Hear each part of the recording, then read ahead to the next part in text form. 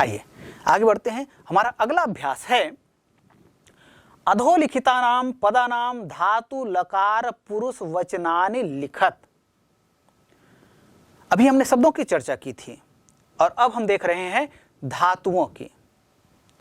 तो जो धातु रूप होते हैं, धातु जिन्हें हम हिंदी में क्या कहते हैं, क्रिया कहते हैं। किसी भी वाक्य में कर्ता और क्रिया का होना आवश्यक होता है। तो जो क्रिया के रूप होते हैं अर्थात जो क्रिया होते हैं, इन्हें ही संस्कृत में धातु कहा जाता है। तो जो धातु होते हैं उनके जो रूप बनते हैं वे धातु रूप कहलाते हैं। तो ये धातु रूप जो है विभिन्न लकार के आधार पर बनेगा, विभिन्न पुरुष के आधार पर बनेगा और विभिन्न वचन के आधार पर धातु रूप जो है निर्धारित होते हैं। तो आइए कुछ धातुओं के रूप को देखते हैं, उनके मूल धातु क्या है इसको पहचानते हैं, कौन से लकार में प्रयुक्त होता है, कौन से पुरुष में प्रयुक्त होता है और कौन से वचन में वह प्रयुक्त हुआ है, ये इन चीज़ों को हम देखते हैं।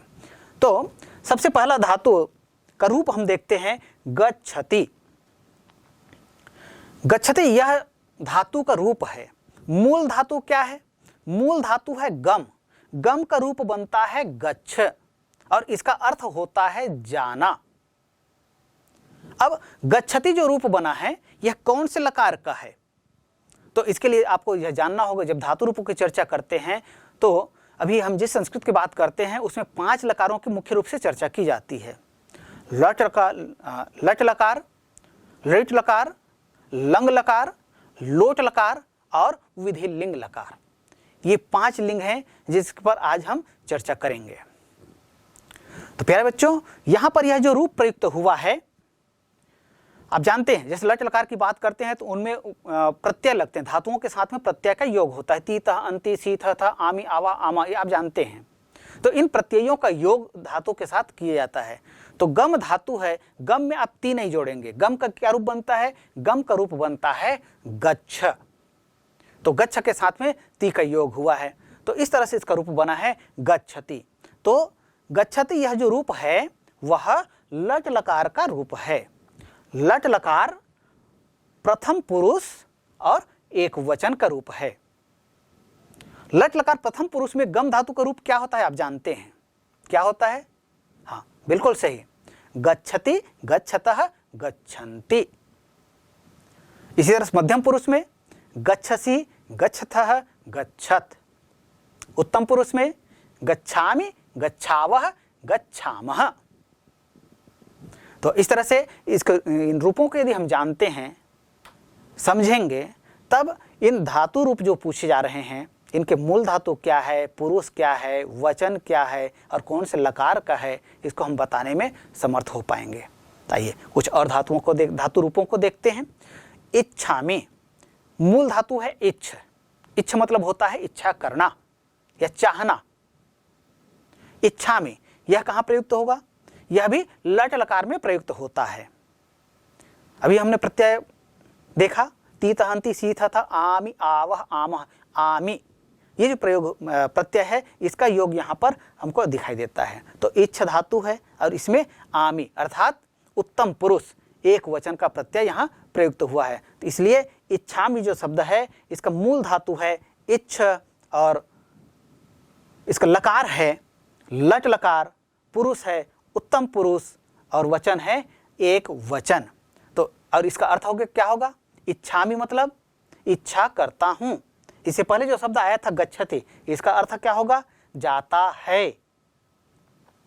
देखिए प्रथम पुरुष कहते हैं तो जितने भी अहम, आवाम, वयम, ये जो 3 शब्द हैं, इन 3 शब्दों को उत्तम पुरुष की संज्ञा से अभिहित किया जाता है। इसी तरह से त्वम, युवाम, यूयम, इन 3 शब्दों को मध्यम पुरुष की संज्ञा से अभिहित किया जाता है। और इन 3 और 3 6 शब्दों के अतिरिक्त जितने भी शब्द हैं वे सभी प्रथम पुरुष के शब्द कहे गए हैं। तो गच्छति का प्रयोग जो होता है वह प्रथम पुरुष के कर्ता के साथ प्रयुक्त होगा। लेकिन हाँ, उत्तम पुरुष के जो प्रत्यय हैं इनका प्रयोग जो है अहम, आवाम, वयम, इन कर्ता पदों के साथ में सदैव प्रयुक्त होगा। तो इच्छामि यह जो पद आया है इसका तात्पर्य होता है इच्छा करता हूं। अहम इच्छामि, अहम पेयम इच्छामि, अहम पुस्तकम इच्छामि। इस तरह से विभिन्न वाक्यों की रचना आप कर सकते हैं। आगे बढ़ते हैं। मिलिष्यति, यह जो धातु रूप है इसका मूल धातु है मिल। मिल का मतलब होता है मिलना। देखिए, धातु के केवल रूप को याद नहीं करना है आपको, उसका अर्थ क्या होता है और जो रूप बनता है उस रूप का अर्थ क्या होता है, उसका प्रयोग कहाँ और कैसे किया जाता है, इसके विषय में भी आपको जानना चाहिए। तो मिलिष्यति यह जो रूप है यह इसका मूल धातु है मिल और लकार है लिट लकार अर्थात भविष्यत काल, और पुरुष है प्रथम पुरुष, वचन एक वचन। आप जानते हैं लिट लकार में इसका प्रयोग होता है इष्यति, इष्यतः, इष्यन्ति, इष्यसि, इष्यथ, इष्यत, इष्यामि, इष्यावः, इष्यामः। तो यहाँ पर मिल के साथ में इसका प्रयोग हुआ है इष्यति, मिलिष्यति। इस तरह से इसका यह रूप बना है। तो मिल मूल धातु है, लिट लकार प्रथम पुरुष और एक वचन का यह रूप है। आगे बढ़ते हैं। आगच्छतु, देखिए कुछ धातुएं ऐसी होती हैं जो उपसर्ग के साथ भी प्रयुक्त होती हैं। बिना उपसर्ग के प्रयोग करें तो अलग अर्थ देता है, और उपसर्ग के साथ दें तो अर्थ में नवीनता का संचार हो जाता है। गम धातु है, लेकिन यह आ धन गम, आ उपसर्ग युक्त गम धातु का प्रयोग यहाँ पर हुआ है। तो मूल धातु पूछा जा रहा है तो आप लिखेंगे आ धन गम इति, आ गम धातु हो गया और आ इसमें उपसर्ग है। और आगच्छतु कह रहे हैं तो तू ताम अंतु, अह अतम अत, आनी आव आम, इसका प्रयोग कहाँ होता है? हाँ बिल्कुल सही, लोट लकार में प्रयुक्त होता है। तो यहाँ पर प्रयोग हुआ है आगच्छतु। तो लकार कौन सा होगा? बिल्कुल सही, यहाँ पर लकार है लोट लकार। और वचन कौन सा है? वचन है एक वचन। पुरुष कौन सा है? प्रथम पुरुष। तो आगच्छतु, आ धन गम, ये धातु का मूल रूप हुआ, शब्द का मूल रूप हुआ, और लोट लकार का प्रयोग हुआ, प्रथम पुरुष एक वचन का यह रूप है आगच्छतु। आगच्छतु, आगच्छताम, आगच्छन्तु, इस तरह से इसके प्रथम पुरुष में रूप बनेंगे। रोचते, रोचते इसका मतलब होता है अच्छा लगता है, यह हिंदी में तात्पर्य हुआ। इसका मूल धातु क्या है? मूल धातु है रुच। रुच मतलब रुचना या अच्छा लगना। अच्छा, यह अभी हम जिन धातुओं की चर्चा कर रहे थे, धातु रूपों की चर्चा कर रहे थे, चाहे वो गच्छति, इच्छामि, मिलिष्यति, आगच्छतु, ये सभी परस्मैपद पद की धातुएं हैं। लेकिन अभी हम जिसकी चर्चा कर रहे हैं रुच धातु की, ये आत्मनेपद पद की धातुएं हैं। आप जानते हैं संस्कृत में धातुएं जो दो प्रकार की होती हैं, एक होती है परस्मैपद पद की, दूसरा आत्मनेपद पद की। कुछ धातुएं ऐसी भी होती हैं जिनका रूप जो है परस्मैपद पद में भी बनता है और आत्मनेपद पद में भी बनता है। उन धातुओं को उभयपदी धातुएं भी कहा जाता है। यहाँ पर रोचते यह जो धातु रूप आया है यह आत्मनेपद पद की धातु है, और इसमें जो प्रत्यय लगा है ते एते अंते वाला प्रत्यय लगा है। लट लकार में जो प्रत्यय लगता है आप जानते हैं, ते एते अंते से एथे द्वे ए आवहे आमहे। तो इस तरह से यहाँ पर जो रूप आया है रोचते, तो रुच धातु है और लट लकार का रूप है, प्रथम पुरुष एक वचन का यह रूप है। इस रुच धातु का आप जानते हैं रूप क्या होता है? रोचते, रोचेते, रोचनते। तो यहाँ रूप आया है प्रथम पुरुष एक वचन से, रोचते, इसका अर्थ क्या होगा? अच्छा लगता है। अगला शब्द है धातु रूप है, अगला धातु रूप है आरोपय। आ उपसर्ग है, रुह धातु है, और यह लोट लकार मध्यम पुरुष एक वचन का रूप है। इसका तात्पर्य होता है रोपे, अर्थात रोपो। आरोपे मतलब रोपो। तो प्यारे बच्चों, अभी हमने इन अभ्यासों को देखा। आइए अब कुछ और अन्य अभ्यासों को देखते हैं। हमारा अगला अभ्यास है सुमेलनम कुरुत। सुमेलनम कुरुत अर्थात सुमेल करना है। सुमेल मतलब उचित संबंध बनाइए। इस तरह का प्रश्न आप लोगों ने पहले पढ़ा होगा, तो वैसा ही उचित संबंध ही बनाना है हमें। अर्थात एक खंड में जो शब्द दिए हुए हैं और दूसरे खंड में जो शब्द दिए हुए हैं उनके साथ में उनकी जोड़ी बनाना है। अर्थात उनके भाव के आधार पर, उनके अर्थ के आधार पर, लिंग, वचन, पुरुष के आधार पर, कर्ता, क्रिया, कर्म के आधार पर उसका मेल करना है। तो इस तरह से सुमेलनम कुरुत, यह जो प्रश्न आया है, या उचित संबंधम कुरुत, ऐसा भी प्रश्न दिया जाता है, तो उसका तात्पर्य एक ही होता है। तो उचित संबंध आपको बनाना है, अर्थात प्रथम खंड में जो शब्द दिए गए हैं और द्वितीय खंड में जो शब्द दिए गए हैं, इनको क्या करना है, आपको सुमेल करना है। अर्थ की दृष्टि से, भाव की दृष्टि से, लिंग की दृष्टि से, वचन की दृष्टि से, पुरुष की दृष्टि से।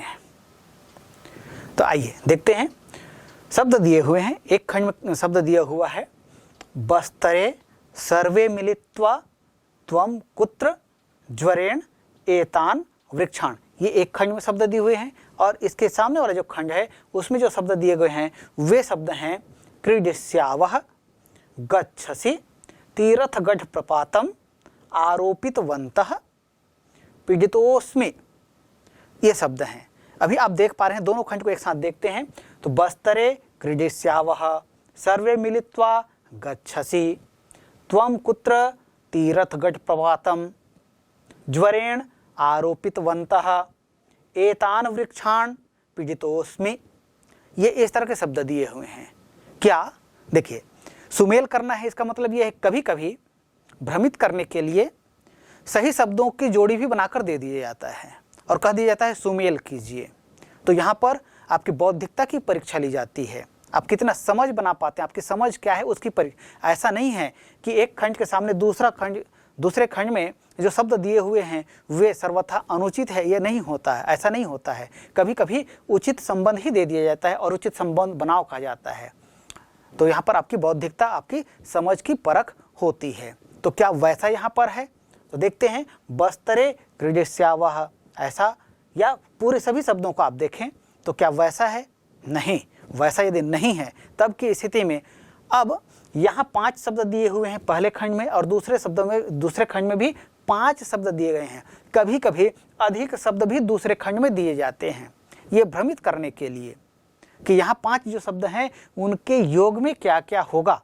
ये 5 ही होंगे कि 6 से या 7वें से 8वें से कोई शब्द आ सकता है, इनका चयन करना होगा आपको।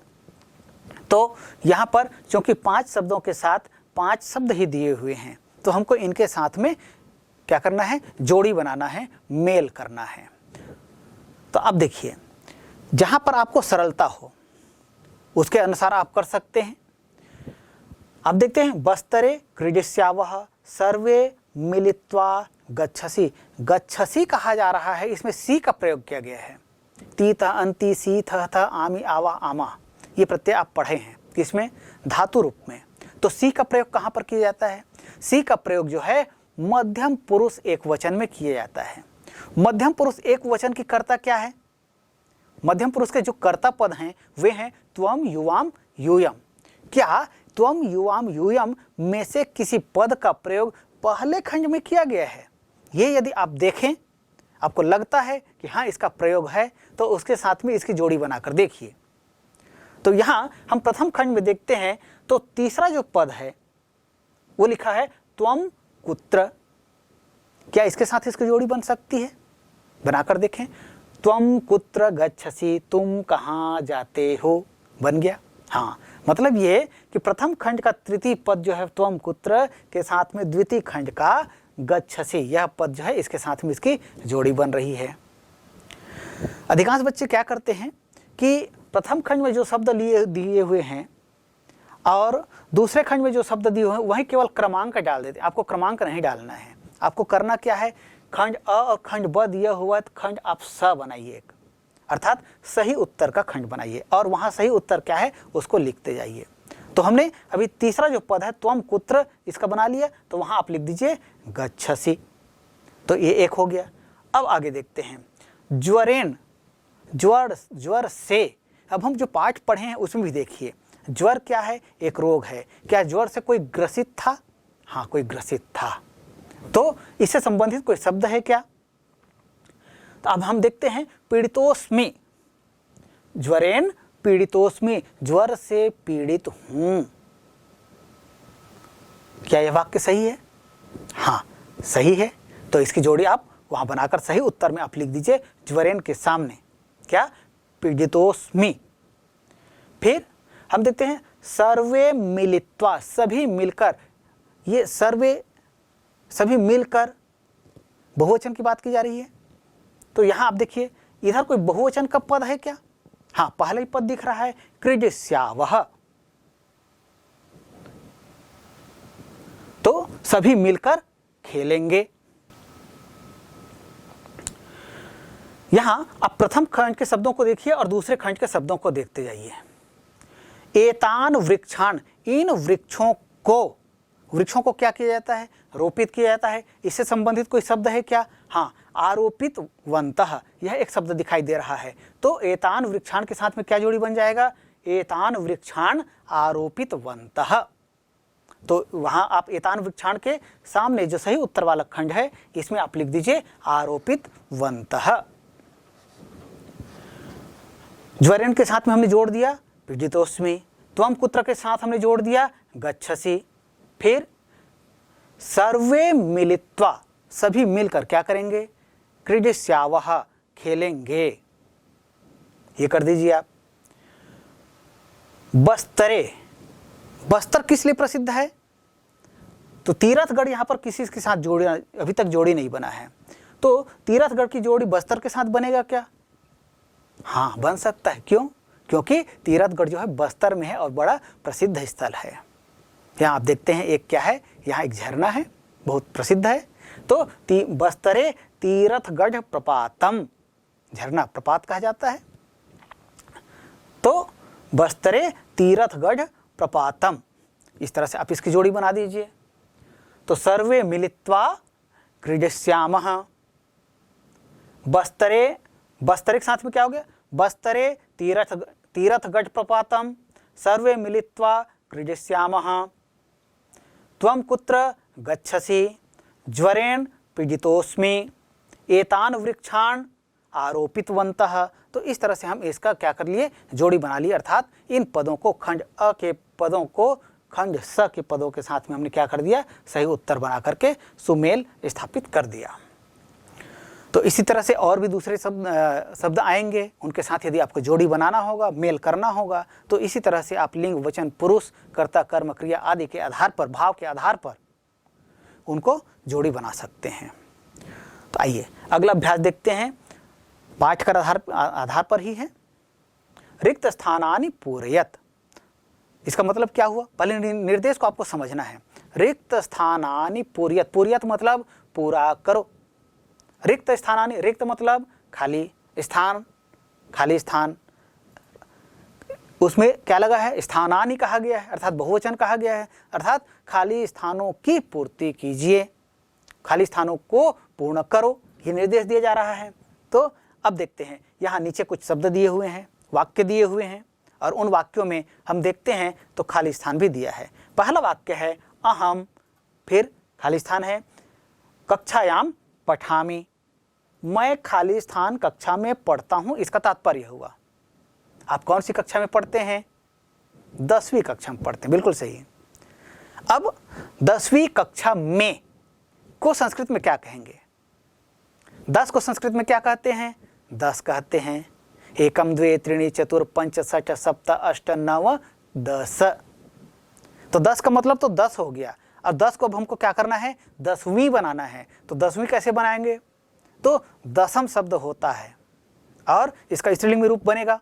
कक्षा की बात हो रही है, 10वीं कक्षा की बात है, तो दशम से 10वीं बन गया।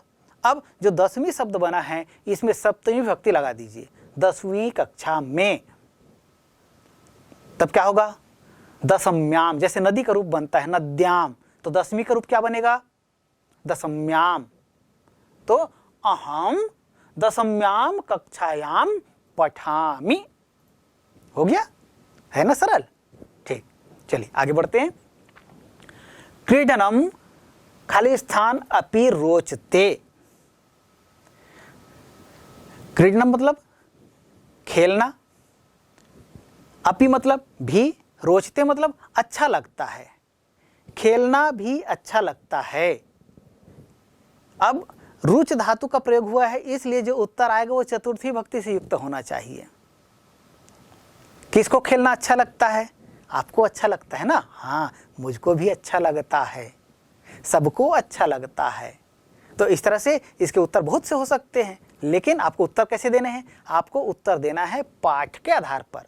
तो वार्तालाप पाठ में हमने प्रसंग देखा था, तब वहां पर आया था क्रीडनम मह्यम अपि रोचते, खेलना मुझे अच्छा लगता है। तो इसी तरह से यदि पाठ से भिन्न की बात करें, तब वहां पर आप रामायण लिख सकते हो, कृष्णाय लिख सकते हो, गीता यही लिख सकते हो। तो इस तरह से अलग अलग लिंगों के ये जो संज्ञा पद हैं या सर्वनाम पद हैं, इनके चतुर्थी भक्ति का प्रयोग करते हुए इस खाली स्थान को की पूर्ति की जा सकती है। लेकिन हमको पाठ के आधार पर उत्तर देना है, इसलिए यहाँ पर क्या प्रयुक्त होगा? यहाँ पर प्रयुक्त होगा मह्यम। अस्मद का रूप अहम आवाम वयम माम मा आवाम नौ अस्मान न मया आवाभ्याम अस्माभि मह्यम में आवाभ्याम नौ अस्मभ्यम नः। तो मह्यम का प्रयोग करेंगे, मह्यम या में। देखिए, ध्यान दीजिएगा, जब मैं कहते हैं तो संस्कृत में जो मैं का प्रयोग किया जाता है उसमें अनुस्वार नहीं लगता है। मैं कहते हैं ये हिंदी का है जिसमें अनुस्वार का युक्त होता है। संस्कृत में हम मैं नहीं कहते हैं, मैं कहते हैं। तो मैं का मतलब क्या होता है? ये चतुर्थी भक्ति में प्रयुक्त होता है, द्वितीय में प्रयुक्त होता है। यहाँ पर मह्यम में, चतुर्थी भक्ति में मह्यम और में दोनों का प्रयोग होता है। तो इसलिए आप मह्यम का भी प्रयोग कर सकते हैं और में का भी प्रयोग कर सकते हैं। अगला देखते हैं, त्वम अपि एकम खाली स्थान आरोपय। हिंदी अर्थ क्या होगा? त्वम मतलब तुम, अपि मतलब भी, एकम मतलब एक, आरोपय मतलब रोपो, अर्थात रोपण करो। किसका रोपण करें? तो पाठ में आया है पादपों को, पौधों को रोपने की बात की जा रही थी, तो उससे संबंधित आपको उत्तर यहां लिखना है। तो त्वम अपि एकम पादपम आरोपय, पौधे को रोपण करो। अगला है अहम तु त्वम खाली स्थान दास्यामि। अहम मतलब मैं, अहम आवाम वयम उत्तम पुरुष का वाचक है, तो अहम मतलब एक वचन मैं, तू ये निश्चयार्थक अव्यय पद है, और त्वम तुमको, दास्यामि दूंगा, मैं तुमको दूंगा, ये कहा जा रहा है। ये पाठ में कहां पर प्रयोग आया था? जब वैद्य रोगी संभाषण हो रहा था, वहां पर वैद्य ने रोगी को कहा था मैं तुमको क्या औषधि दूंगा, कहा था ना। कौन सी औषधि? ज्वर औषधि, अर्थात बुखार से पीड़ित था, उसके लिए औषधि देने की बात की गई थी। तो इसलिए अहम तु त्वाम दास्यामि, अहम तु त्वाम ज्वर औषधिम दास्यामि, मैं तुमको ज्वर औषधि दूंगा। त्वाम मतलब तुमको, अहम तु त्वाम ज्वर औषधिम दास्यामि। अगला है खाली स्थान। देखिए, खाली स्थान का प्रयोग मध्य में किया जाए आवश्यक नहीं होता है।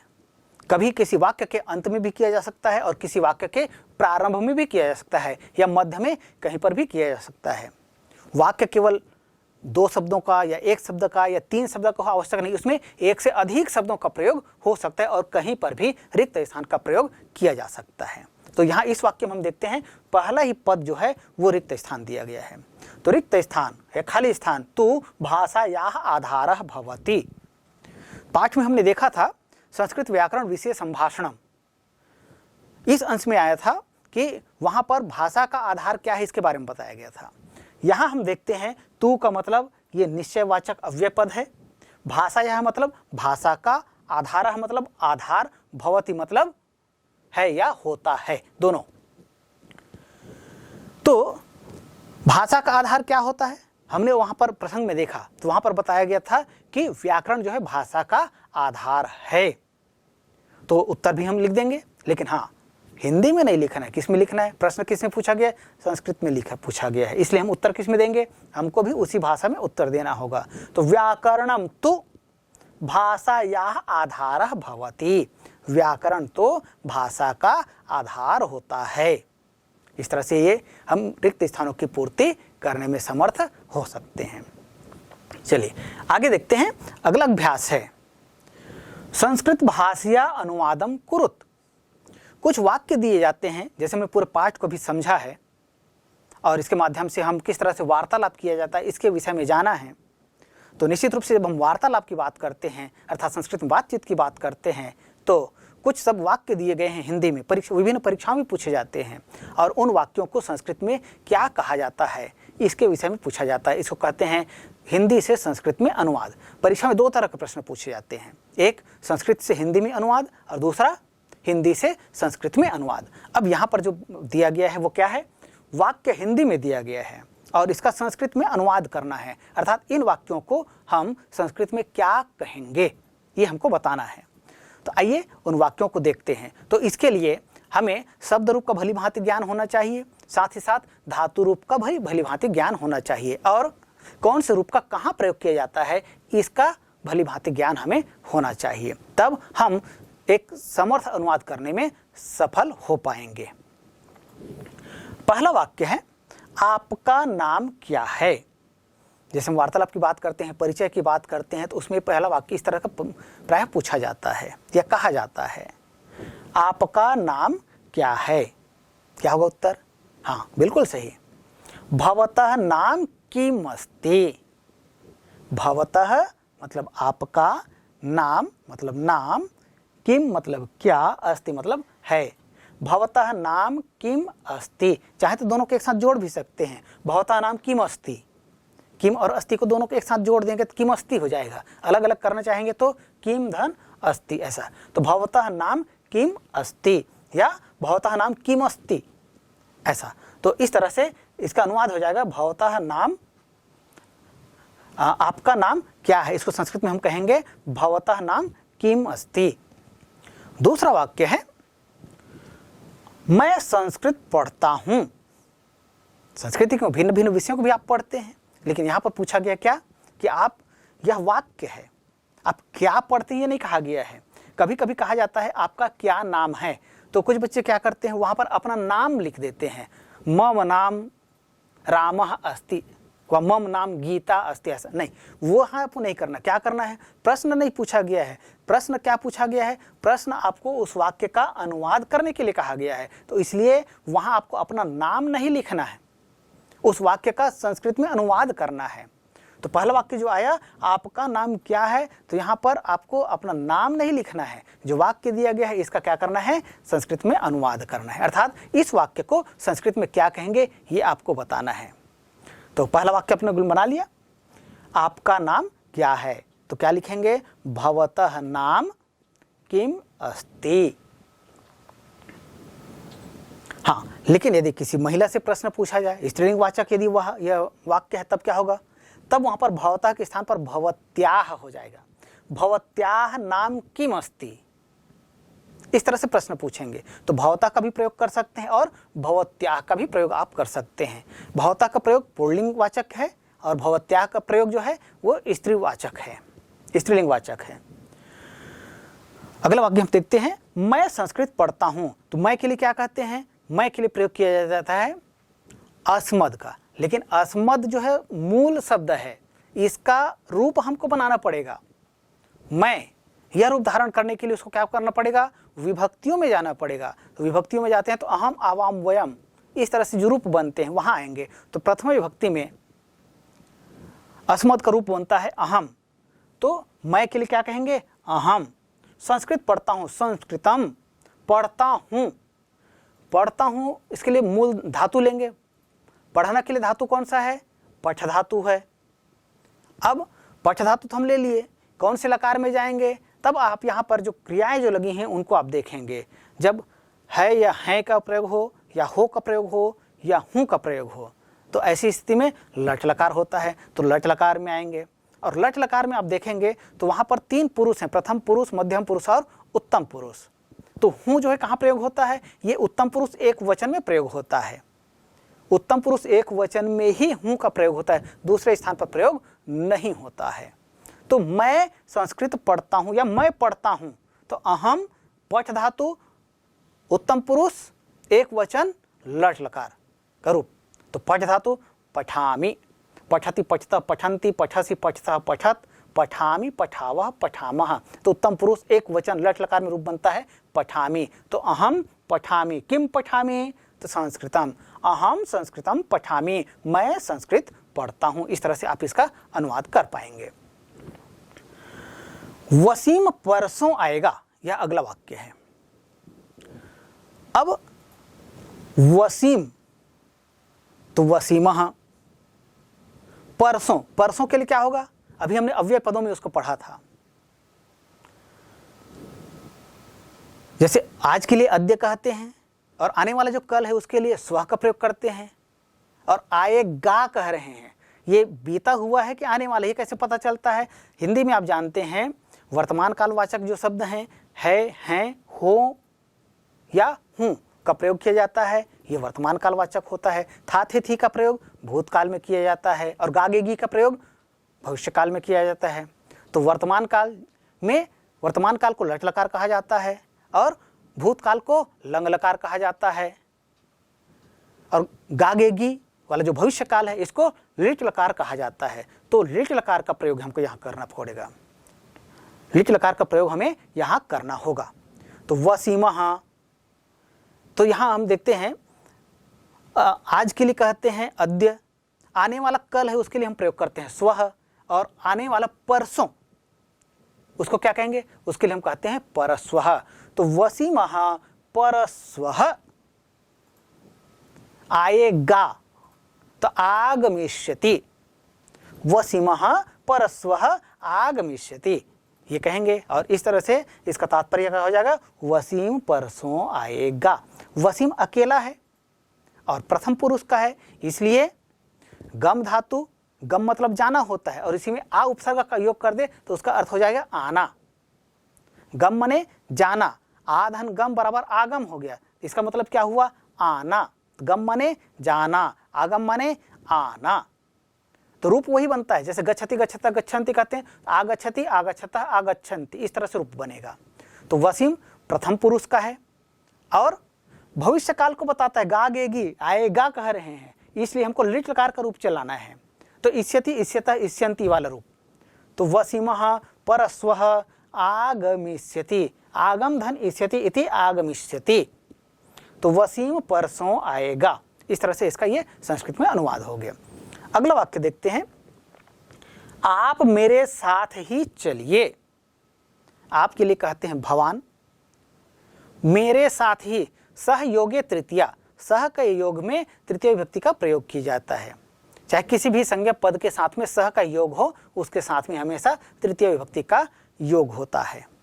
तो आप मेरे साथ ही, मया सह, अस्मद, अस्मद का तृतीय विभक्ति मया, तो मया, भवान मया सह ही मतलब एव, एव मतलब ही होता है, तो ही के लिए एव का प्रयोग करेंगे। भवान मया सह एव चलिए, चलतु, भवान मया सह एव चलतु, अर्थात आप मेरे साथ ही चलिए। अगला वाक्य है, बैठो पेय पदार्थ पीकर जाओ।